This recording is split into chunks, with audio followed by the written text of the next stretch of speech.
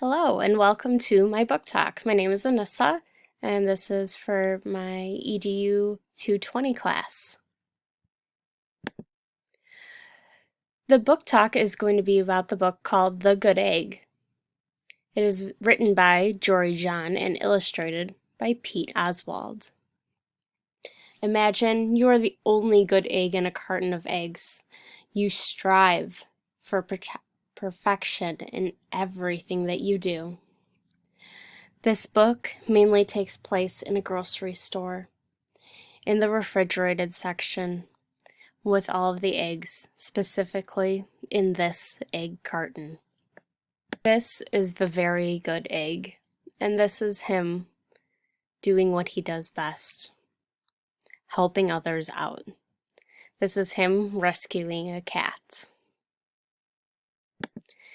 He said his life has always been perfect, even from the very beginning. This is one of my favorite pages from the book, so I'm going to read it to you. The other 11 eggs weren't on their best behavior.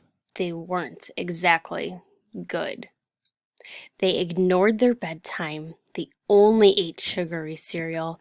They threw tantrums. They cried for no reason, and they broke their stuff on purpose.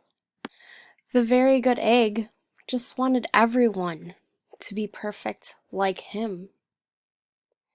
And the good egg ends up going on a journey of exploration. He finds himself cracked and broken from all the stress that he has put himself under.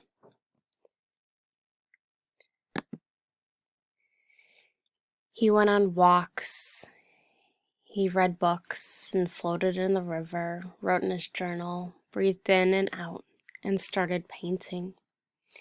And he goes through a series of exploration.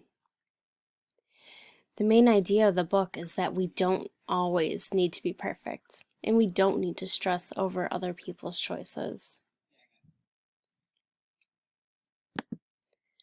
But after his journey of exploration, he feels lonely.